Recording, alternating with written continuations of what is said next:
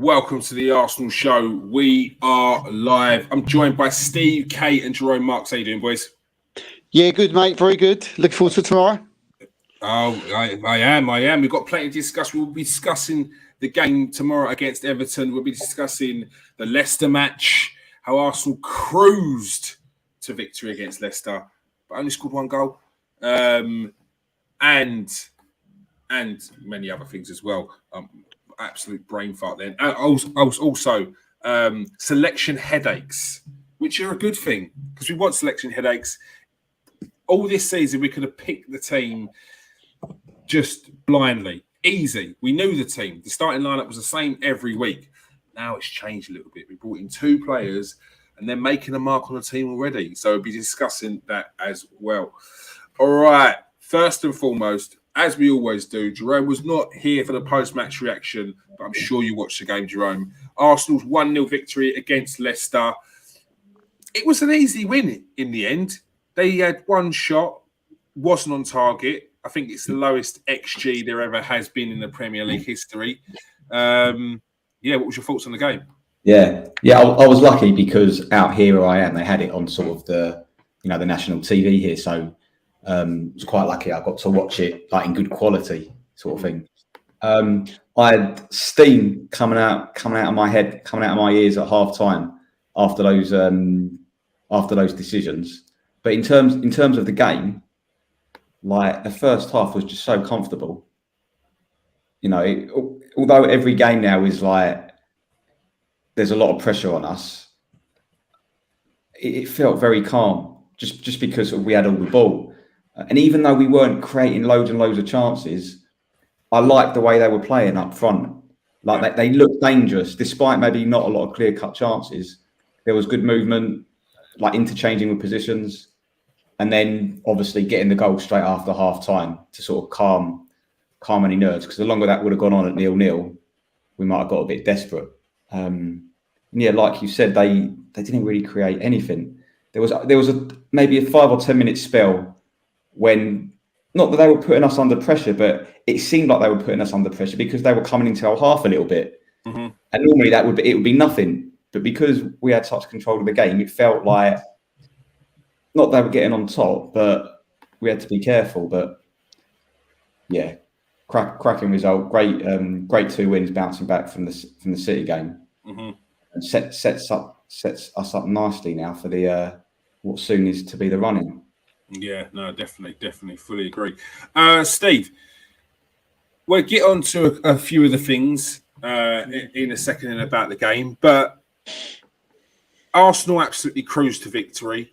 But is there any worry about the fact that we only scored one goal? No, I don't think so. It was I don't think I've ever seen a one-sided football match like that. You've already mentioned the XG, what it was.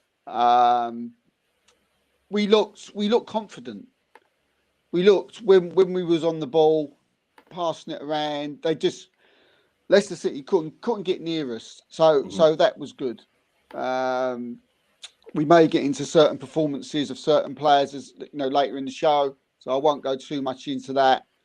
But I've never seen Leicester the King Power was so quiet. You could literally hear a pin drop as far as their fans could, were concerned. Obviously, Arsenal's fans home and away are absolutely incredible this season, and all you could hear was them. But the word confidence sort of stands out for me in over that performance.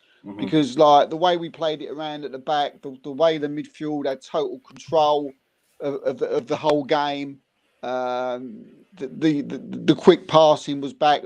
We haven't really seen where we was going through our apparent blip, which we seem to have come out of now. That was back. They was pinging it and popping it, and players were in the right areas where before there was certain, Zinchenko, moving into midfield, supporting, the forward players, getting back and defending as well. He was excellent. Everything was ticking over.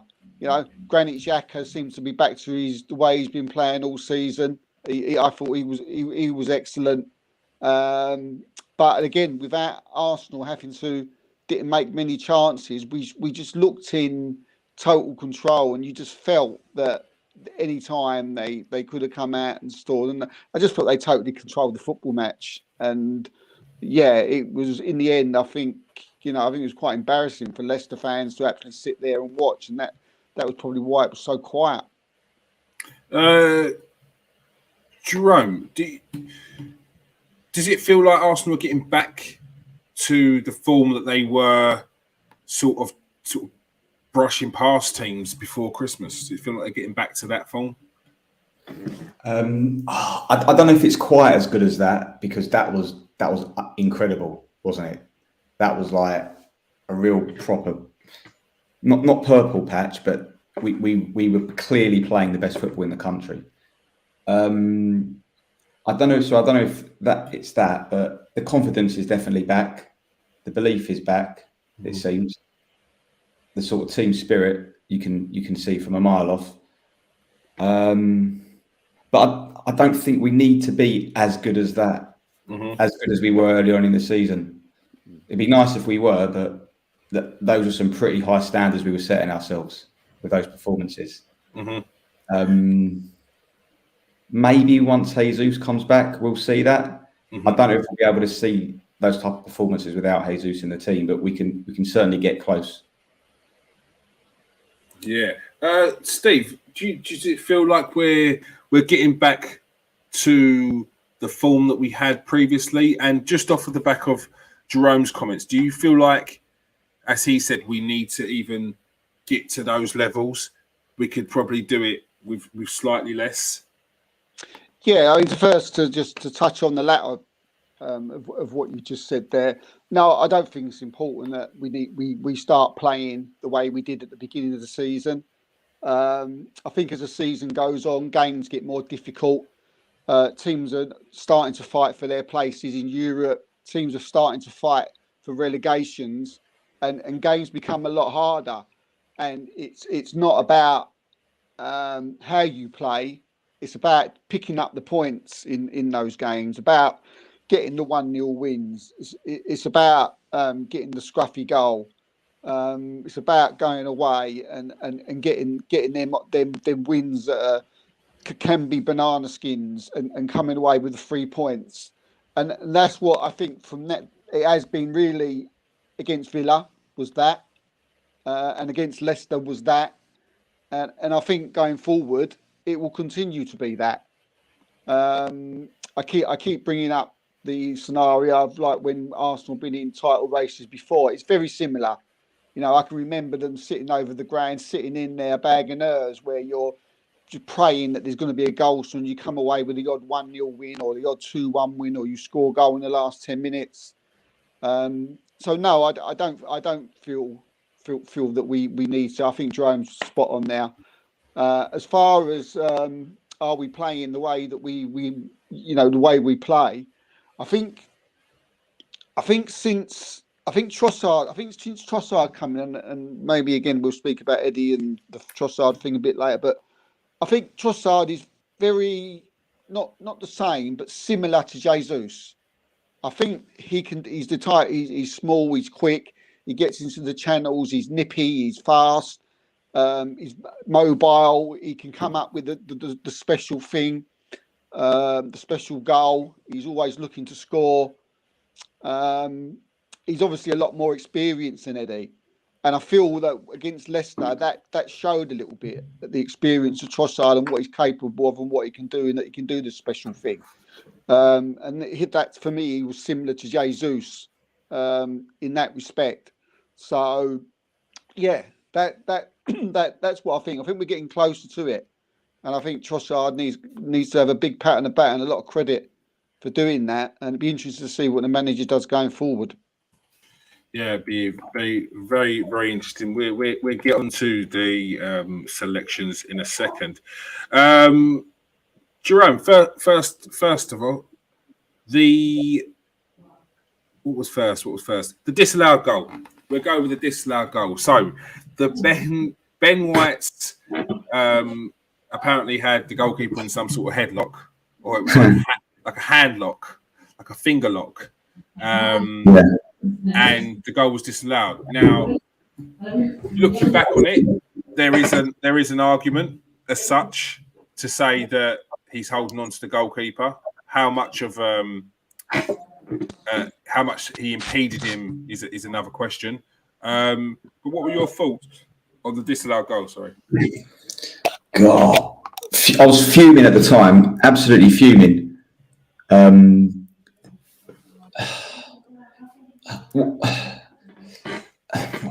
It's tough because I'm really trying to be take my Arsenal bias off when trying to comment on incidents like this. Mm-hmm. I think it's a super soft foul if you give that, because I think things like that happen in every game, and you could probably, if you're going through games with a fine tooth comb, you could probably find those all the time. So the annoying thing is that something like that happens all the time, and they never ever give it. You've probably never ever seen a disallowed goal for something like that ever before. Like the goalie didn't even really complain. I mean, he got a good fist to the ball, so it's so hard to take, because it just seems like these types of decisions are going against us and not for anyone else. And what doesn't help, like people have said before, is we've had incidents this season where Ollie Watkins had his arms around our goalie at home, direct from a corner, that we'd have scored from.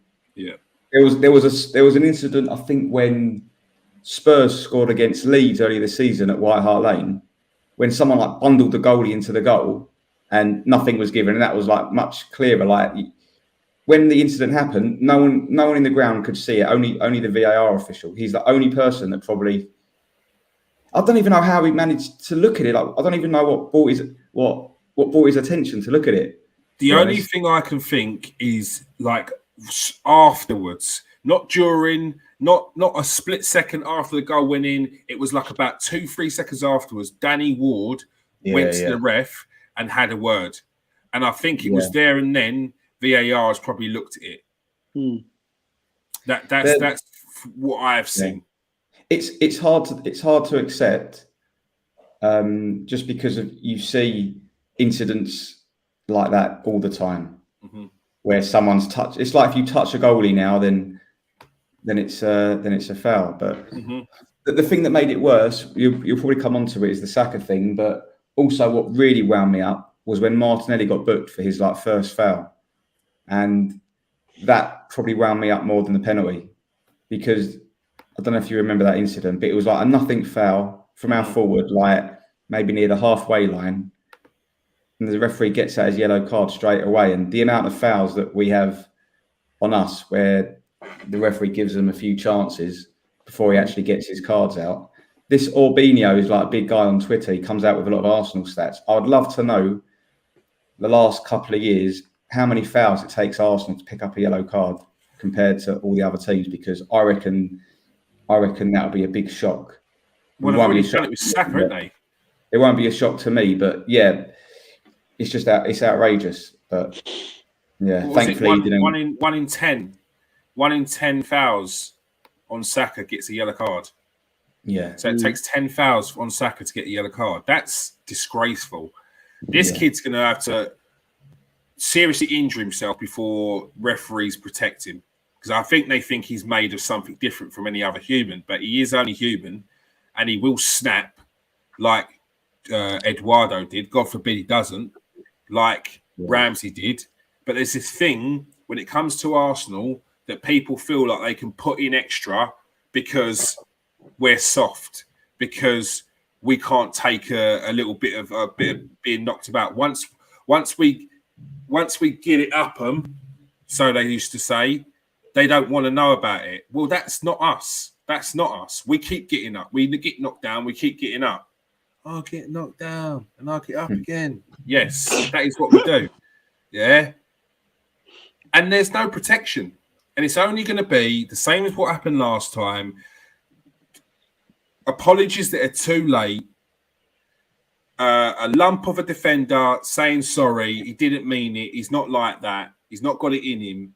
And then 2 years down the line, we found out that he's been rolled up by a manager who told him to stick it on Saka to make sure he don't want none of this in the first minute. And that's the problem. That's what it's going to come down to.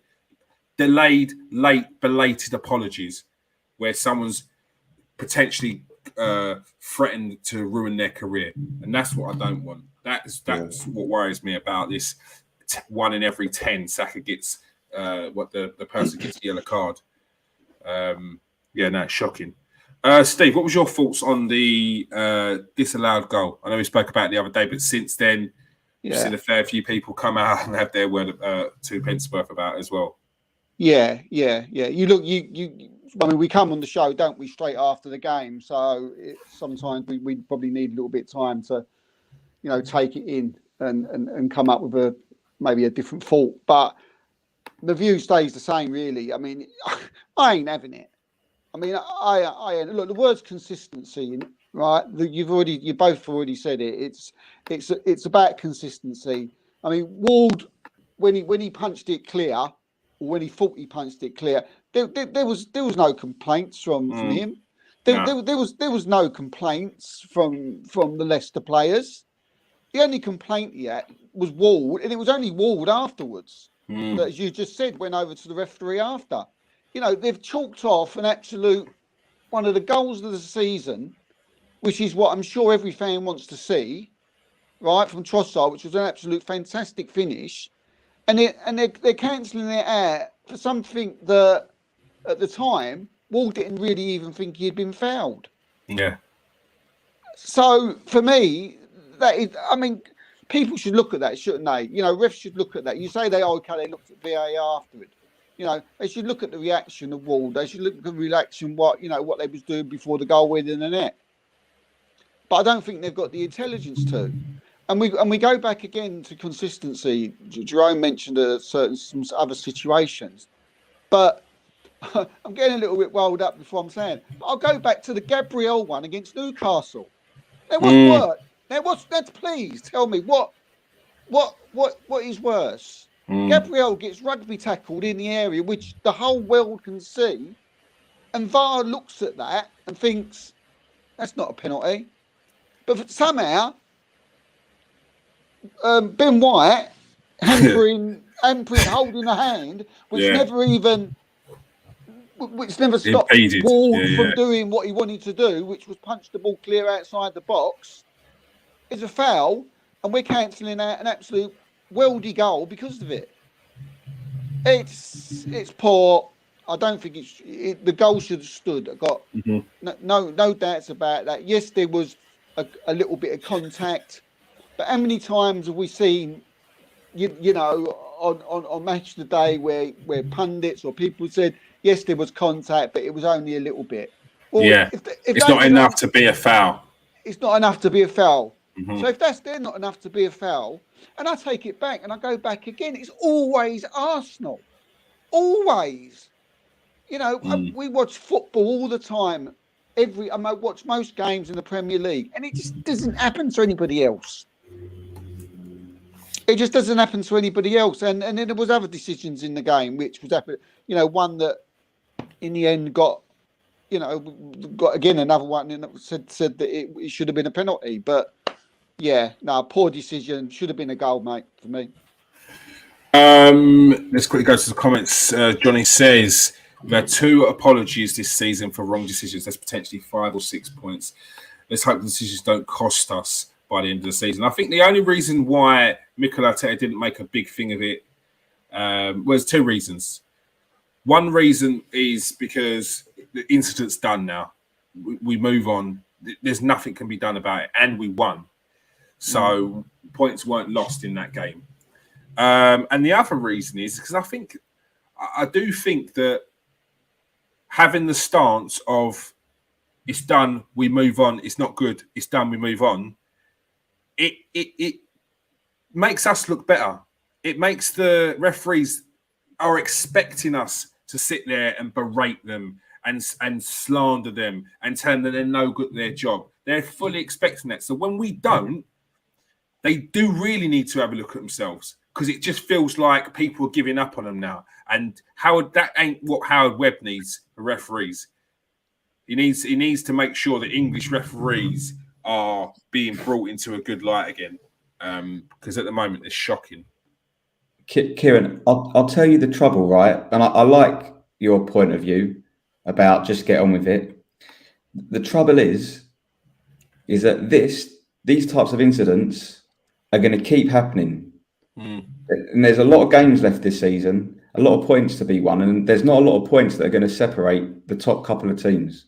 In my opinion, something big needs to happen to change it. I don't know what needs to happen, because if we keep just sort of brushing it under the carpet, we'll keep getting these decisions. No one says anything, and it'll end up costing us eventually. There's too many examples. You could put a 90-minute film of the decisions this season, Arsenal decisions, plus decisions like of other teams that are like of similar nature, like comparing them, having them side by side, and it'd be outrageous. So I think something needs to happen. I don't know what it needs to be, but because otherwise these decisions are going to keep happening, unfortunately. I do wonder if it was to happen again and we were to drop points, whether there'd be a serious investigation into it. And I think Arsenal we'd have to wait and see whether Arsenal would make a serious complaint if that happens. But what good comes of it? I know. It's too late. Look, this is what I'm saying. Like, something big needs to happen, but at the same time, they've already sacked an official for decisions that have gone against us. So, like, they've already made a big statement. Yeah. And yet, the couple of weeks afterwards, we get these decisions go against us. So, you know what I mean? Like, what's the point? True. Steve, the Saka penalty incident. I must have missed it the other day because I think you asked me about it, and I didn't get back onto it, but I've seen it since. Yeah. Very similar to the Newcastle one. Very similar to there was another one. I can't remember what it was. I think everyone since then has gone on to say it's a penalty. Steve, what's your thoughts? Yeah. What more can you say? It was another decision that was another apology, weren't it? His rugby tackled him. Yeah. And then what do we get? Then we sit down on a Monday morning with me cup of tea in front of the telly, and there's Dermot Gallagher going, "It was a penalty." Yeah. Yes, we know. We effing knew that on the day of the game it was a penalty. But these so-called English refs, which, let's say it how it is, they're useless. Yeah.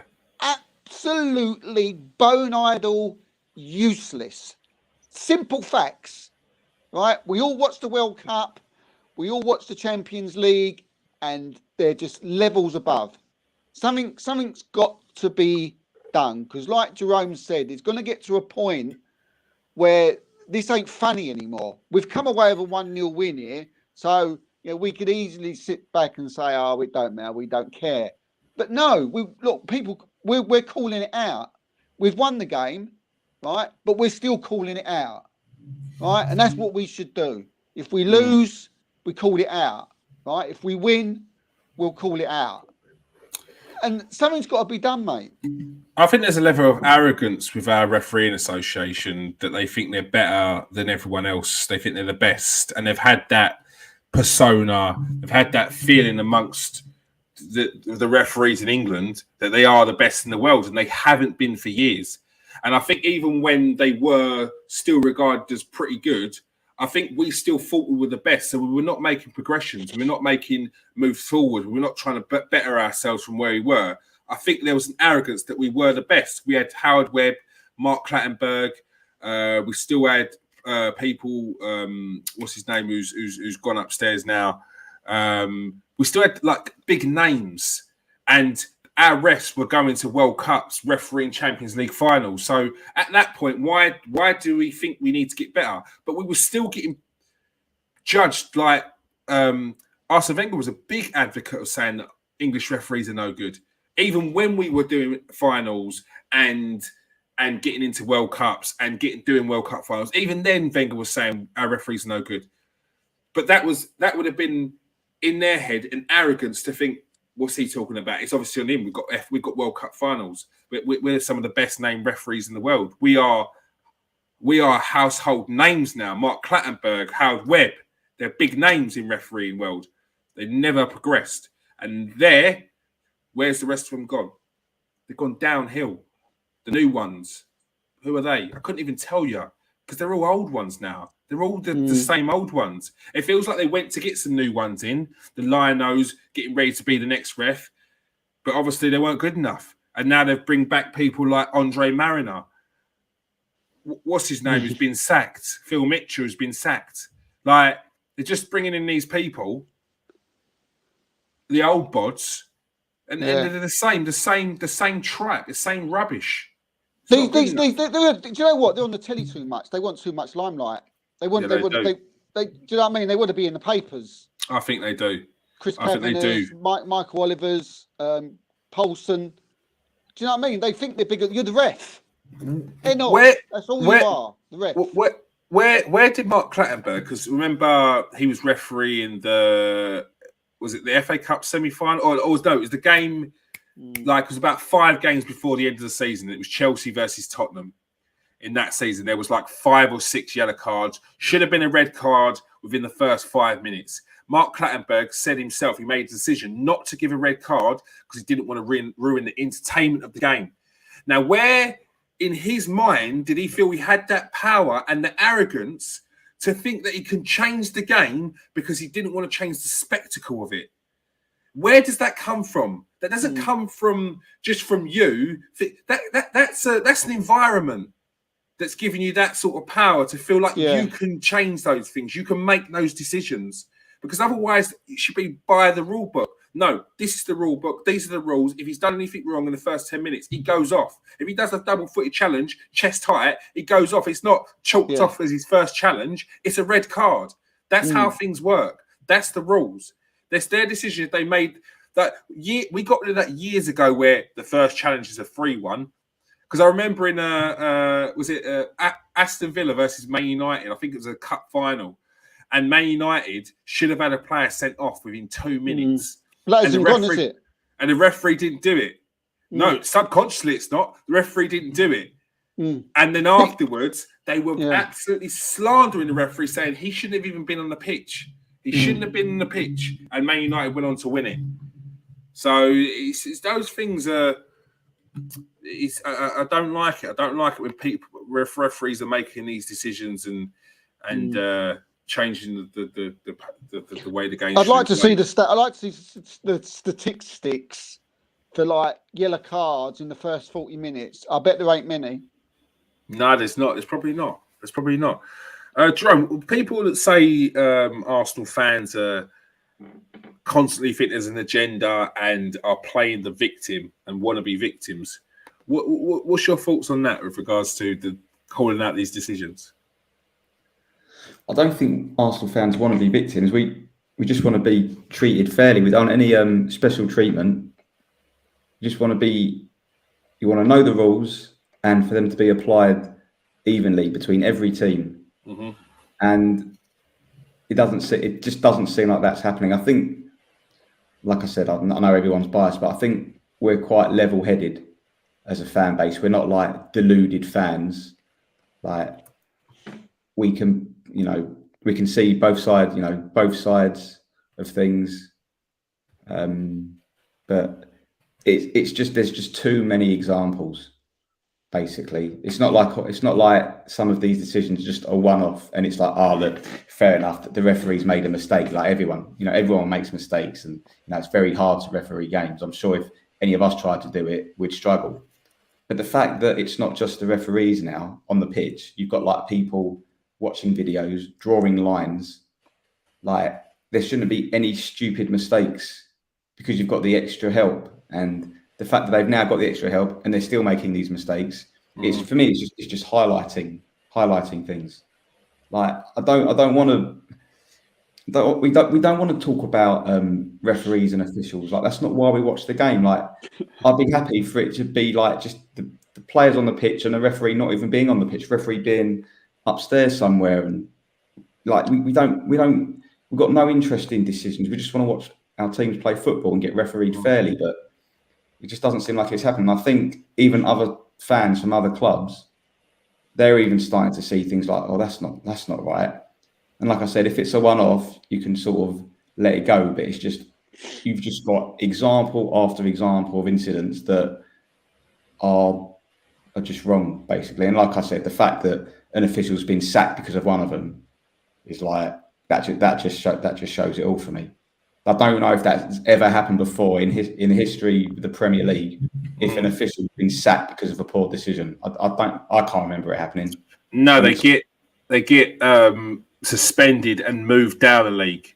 So they get like a 1-match ban and they go and referee the Championship. But he's been sacked from the Premier League. He's been sacked from doing VAR duty, and he's been. I think he can go and work in the Championship. But the Premier League is a no-no for him. So, but he hasn't been good enough for years. We knew that, so it's no surprise. It's really no surprise. Lee Mason has not been a good enough ref for years. Poor. Johnny says it happened to us years ago. We got deducted. There's actually 2 points Arsenal got deducted and a 50k fine. Arsenal got 2 points deducted. Man United got deducted 1. Everyone says bring on ex-pros in. I can't imagine Gary Neville for one giving any Arsenal decision. I don't think ex-pros is the answer. I really don't. I do feel like I feel like maybe potentially the old refs didn't play football, whereas I feel like new refs play football and would have been a part of that. I just feel like there's an opportunity to bring in new refs, young refs that understand the technology, that can, I don't know, they've got to do something. They have to bring up the standard. Pay them more. How much money is in football? Pay them more. Pay them to be invested as much as footballers are in their jobs. Like it's their life. Do you know what I mean? And if you pay them people enough, you're going to get a decent standard. And I know refs get paid good money as it is. So I don't know why the standards are dropping. Yes, the pace of the game's got faster, but you've got technology now. You've got more officials. Like there's really no excuse. So all right. I'd get the foreign refs over. Pay them money. Come on, it's a big world these days. Get on a plane. Takes hour, 2 hours to get on a plane. Jet them back. You know, get them over. Want to do it right. You know, they're better than us. Simple as that. They're doing something that our refs ain't being trained properly. Must be something, and they are. And there we go. But why are they better? Why are they better? The training. Then get our refs trained over in different countries to work, to see different environments, to watch different styles of football, different paces, different techniques. Yeah. Be a what's it called of the game? I can't remember. Think of the word. But like you got to be like a professor. You got to be a genius. Connoisseur. A connoisseur. Be open to new things, you know. Got to be. Don't look in like don't be sort of keeping that one, you know, eye line. You know, look out the box. Look at other countries. Look what they're doing. And they won't know, but they won't. All right. One thing I want to do now is I would like to thank Brighton. I'd like to thank Brighton for one, sending us Trossard. 2, not sending us Casado, so that we could get in this gem over here, Jorginho. Because the impact they have had so far in this season has been second to none already, a month in. The consensus from a section of Arsenal fans with Jorginho when he came in was, get him away from my club.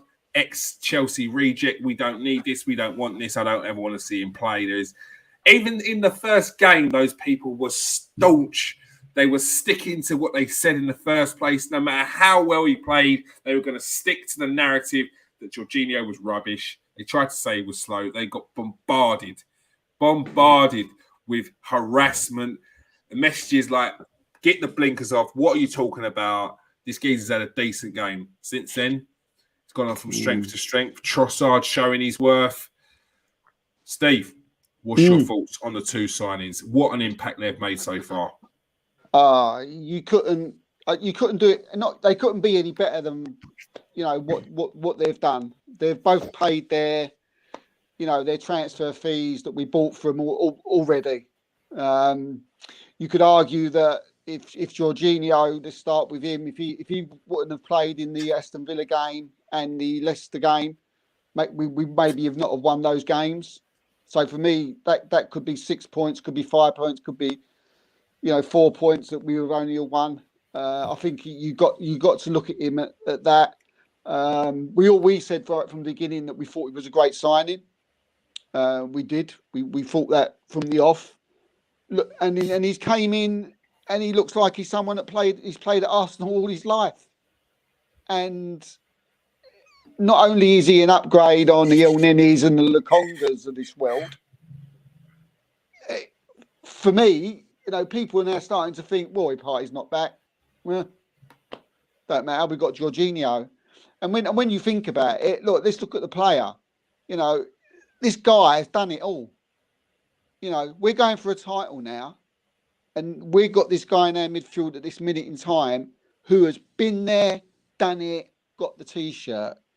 He's had to fight. He plays for Italy. He's been in massive football matches. He's had to go to the end of title challenges. He's been in games as big as Champions League finals and Europa League finals or whatever it is. And it really shows because when he's on that football pitch, it's like he can just take anything on. And there's attributes in his game that I feel is better than Partey. I really do. And I think for this particular time of the season, this guy could be more influential to us than Thomas Partey. Now, for me to say that a little while ago, that would have been crazy. But I'm beginning to see because he's been there, done it, got the T-shirt. And look, let's say it is. Partey hasn't. He's done it in La Liga. He hasn't done it in the Premier League. He hasn't been in them big games. He hasn't gone to that title challenge. Jorginho has, and it's showing. Trossard, absolutely incredible. Ever since his substitute appearance, just brings something different up front. He's quick, he's fast. I said at the beginning of the show, he's got that little bit extra, got that little bit of magic. He's got that Jesus about him, where he's, you just don't know what he's going to do next. He can twist, he can turn, he finds the right ball. That little nutmeg he did, for Martinelli's goal the weekend, where he just was looking at him. The goal, Geezer's got his legs open. He walked right, just slip it through your legs. That's just what Jesus did, didn't he? I love Eddie. I couldn't imagine him doing that.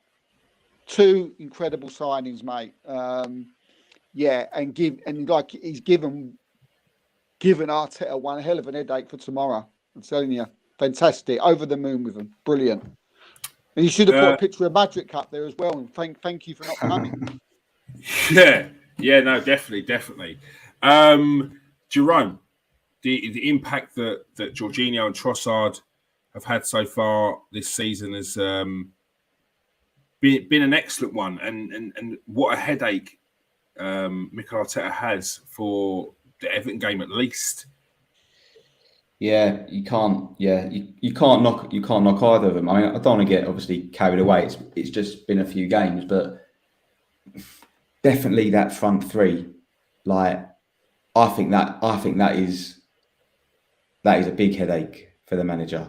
I know what I would do in the next game, but I think that's a great headache to have. And I'll tell you why these types of headaches are good as well, because with these 2 different players, we don't really know what Arteta is going to do, and that means that the other teams don't really know what players we're going to play, and it makes us a bit more unpredictable.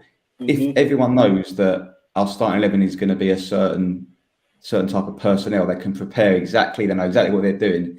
If there's like these 2 players, Trossard and Jorginho, it means that there's new combinations will be happening they haven't seen before, covering different parts of the pitch. It's just harder to prepare. So that's something else that these players have given us, a bit more unpredictability.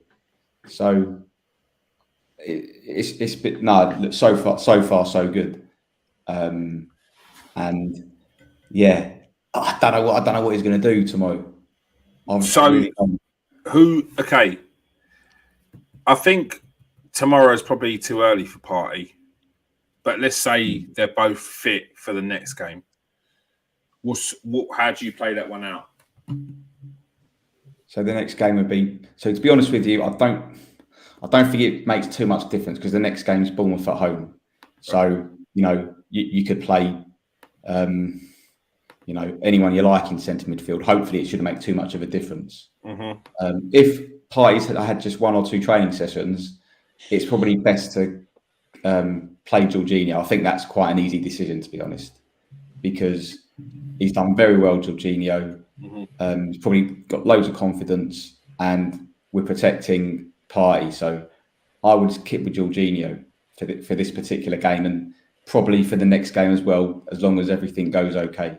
So yeah, that's probably what I would do. All right. And in a smooth transition, keeping on the same topic, Steve, the Europa League. Now, a lot of people are out there saying Arsenal should concentrate on the league. Europa League is not the Champions League, and yeah, they should put out a weakened side in the Europa League and make sure that we prioritise the Premier League, because the last thing we want to do is drop points in that. What's your thoughts? How would you play it with regards to the Europa League? Because it's only 2 games away. It's 8th of March is the first game we have. 9th of March is the first game we have. So Yeah. it's in a week's time.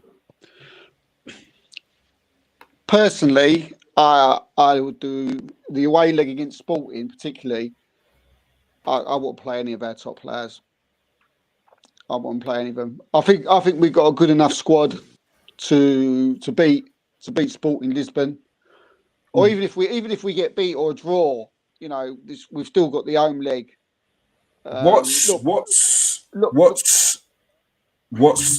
week? What's a not? I don't even know how to put it. What's a weakened squad that you're putting out? Well, I wouldn't play Saka. He definitely wouldn't be.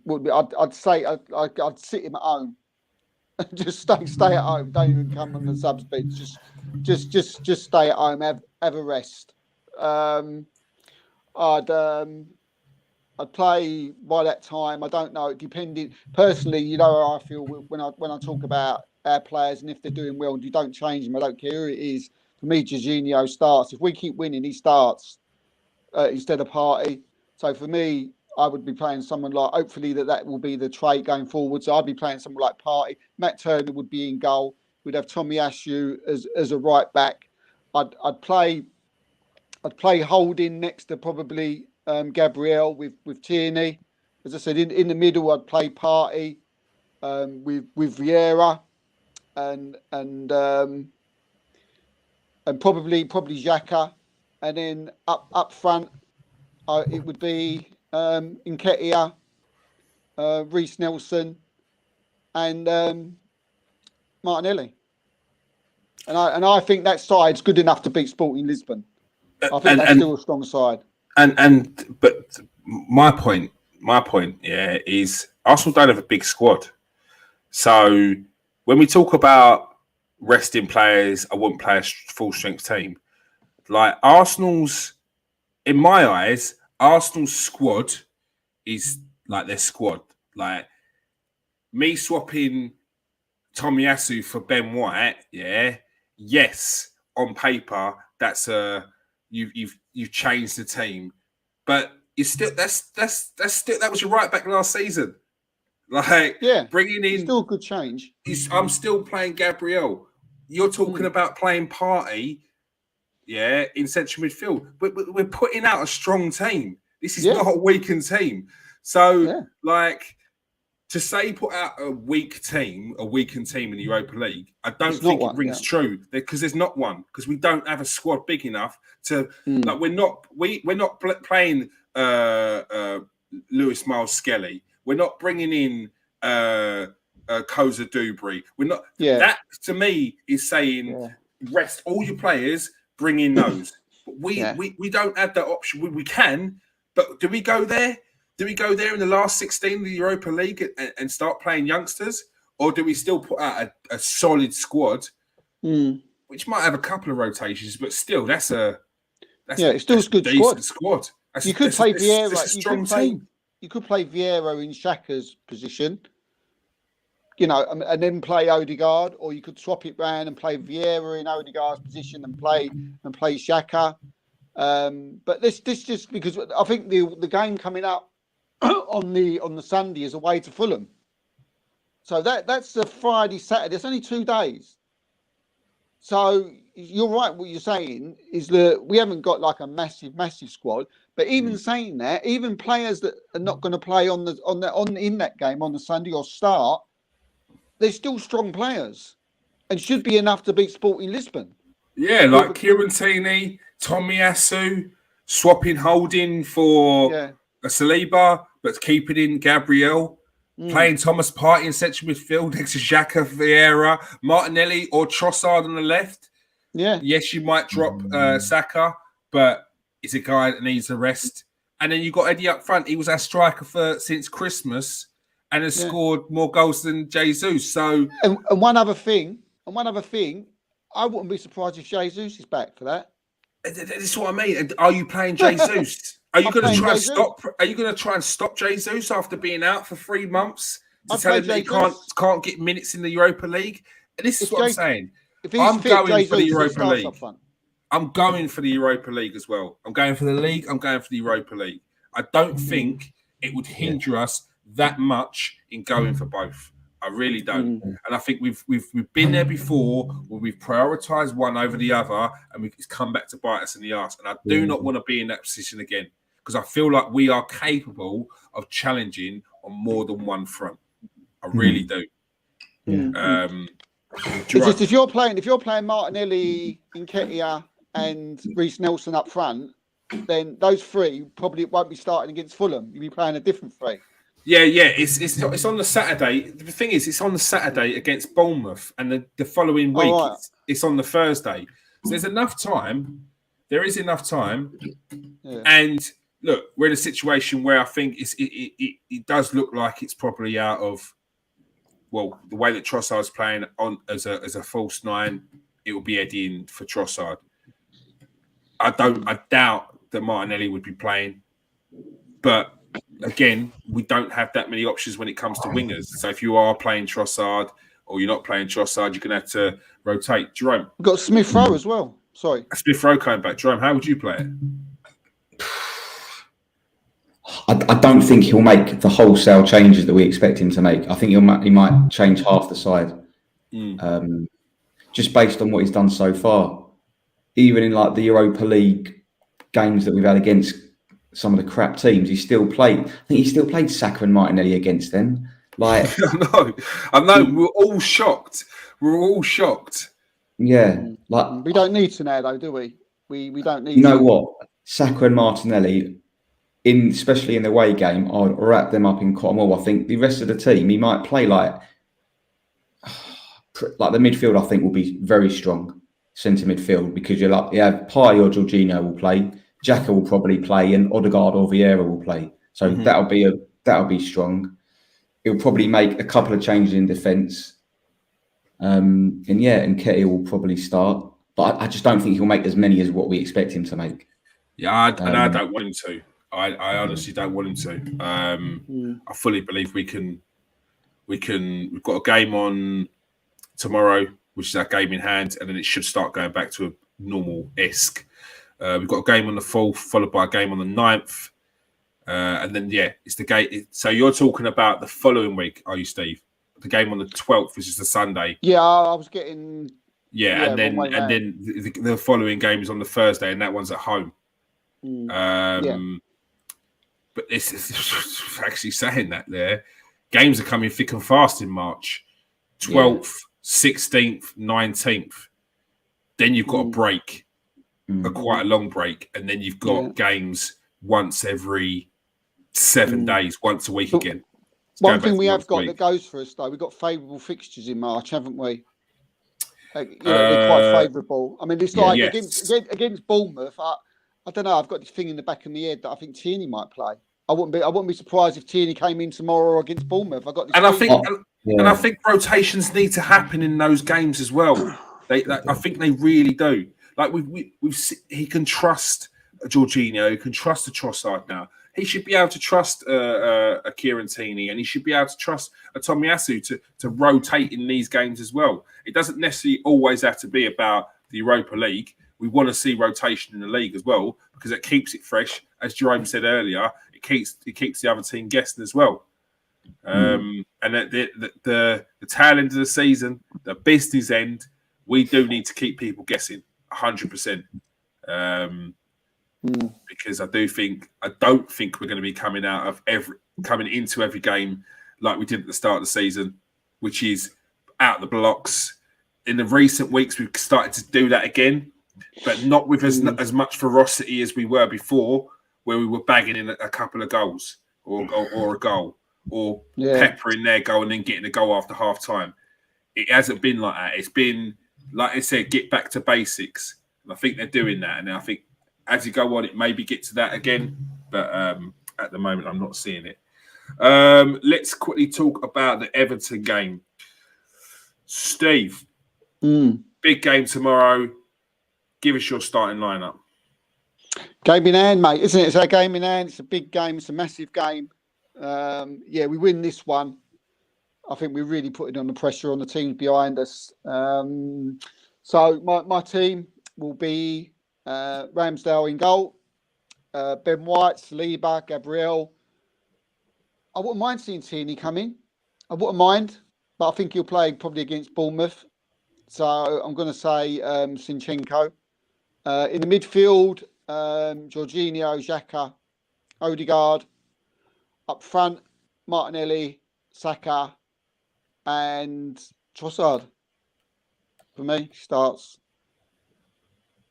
I think like we love Eddie here, you know. But I think Trossard just brings out something a little bit special, a little bit more. He's different, you know. He brings in that little bit more magic. So yeah, I think keep him in, and for the foreseeable, I think at the moment. Right. And Jerome, how would you play out this Everton game? What would your starting lineup be? I think he will pick the team that Steve mentioned. I don't know if he might consider putting Nketiah back. What would I do? I probably wouldn't change much, to be honest. I don't know if Tomiyasu for his aerial ability might come in, because set pieces, that's going to be their best chance of scoring Everton. So maybe you could bring Tomiyasu in. I'd like to see maybe he won't do it because he's never done it. But I'd maybe like to see Zinchenko play in the middle and maybe Tierney at left back, just to give us some more options, because we're going to have so much of the ball.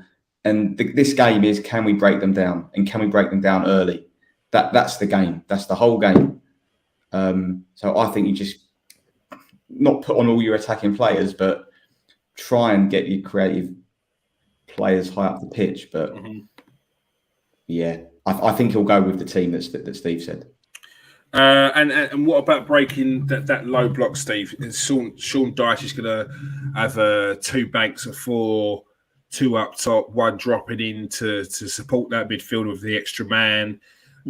Probably 4 centre backs as their back four, three or four defensive midfielders sitting in the middle and on the wings, and poor old Dwight. Dwight McNeil bombing up and down just relentlessly all game, chasing shadows. How do we beat that low block? Is it a game where you think the Trossard and Martinelli fluid connection is going to work a bit more than it would in Nketiah? Yeah, definitely. Look, we've been used to it. You know, we've played teams who've played the low block against us, many times this season. And just due to the relentlessness of the way we start games, teams haven't been able to handle us. Yes, they did it against us at Goodison Park, but this is a different thing altogether. This is now they're coming to the Emirates, and I don't think they've beat us in like 24 games at the Emirates in history. Since it's been since it was opened. So, I don't see a problem. And with Zinchenko, I think thinking about it, I think with Zinchenko, the way he teams up with Martinelli now, supporting him. Xhaka seems to be back to his best. I don't think, they're going to be able to handle it. And, if we can get an early goal, then I just think the floodgates will open. Because I don't think Everton have a plan B. I mean, they held us off at Goodison Park because, their plan works, and we had a bit of an off day. But I feel we're just going to be too good for them.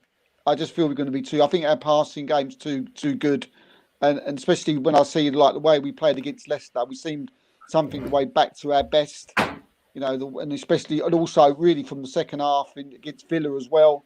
I just don't think they're going to be able to handle us. And with Trossard, he brings out something a little bit special, that little bit of trickery, and he's different.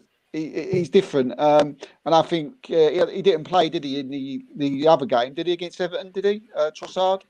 Came on. No. He came on, didn't he? And I think it's okay. Like Tarkowski, who's I think marking in Kedia. I think with Trossard, he's going to cause him a lot of problems because he's so nippy, he's so quick, he moves around so much. I don't think Trossard is going to be able to handle him. And I think he could easily come off on the score sheet. So yeah, I can't see a problem in it, mate. I think we'll win comfortably. And I haven't thought that for a while, especially in the last 4 or 5 games. Jerome, although Everton only had 29% possession in that game, they still managed to get off 12 shots and 4 on target. Do you feel like that'd be a problem in this game, or do you think that home advantage will see that off? Yeah, I think it's a totally different game. Also, we were probably chasing it once we went a goal behind. Yeah, I think totally different. I think our focus is just worrying about breaking them down, because we know what Sean Dyche is like. Yeah, there'll be time wasting from when they walk out the tunnel, won't they, Everton? Yeah, 100%, 100%. That is, they know the dark arts, should we say? I don't know what their game plan would be. What is his game plan going to be? They're just going to let's just try and hold on and hope and catch us on the break. I mean, I think our defending's getting a little bit better since the Everton game as well. Gabriel and Saliba seem to be getting back to their best again. Yeah. So I think that's going to be different. I know they got shots off in that game, but again, it's the Emirates. This is a different kettle. I mean, they had a 12th man. When we went up there a few weeks ago, we got the 12th man there, and this is our pitch. So this is going to be a different story. All right, quickly, score predictions, Jerome. I'll go 1-0 again. 1-0. Steve, score prediction? Yeah, I think if we get an early goal, floodgates could open, mate. I think it'll just be one of those games where they're just holding on for dear life and hope it's on the break. I'm going to go for a 3-0. All right. And quickly before we go, Johnny's asked a question. He said, go to Jerome first. We kind of covered it earlier, but what's the panel's view on not playing players to stop potential injuries or mainly for rest? Jerome, would you rest players due to worrying that they might get injured?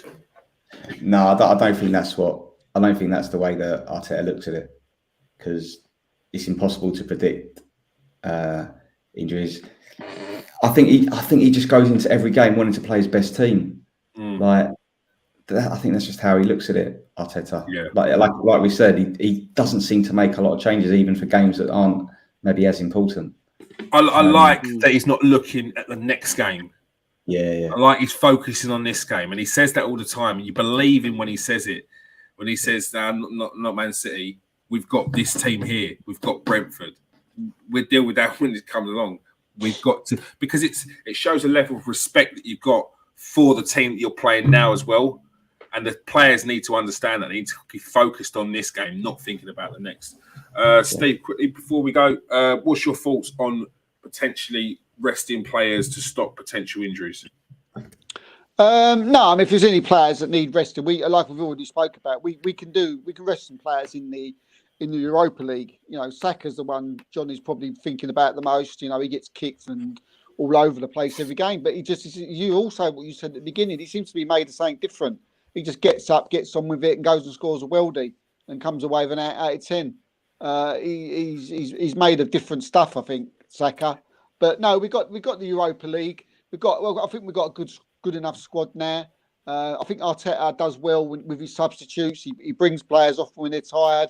We replace them with other players who, you know, can also do a job. It's very rarely a substitute comes on and doesn't contribute to the team in the match. They, you know, it's all like Vieira will come on and do a job and get an assist if he's Odegaard on, or, you know, we've got midfield player now that can come on, and then we've got, as we said before, look, we've got Jesus coming back, we've got Emil Smith-Rowe coming back.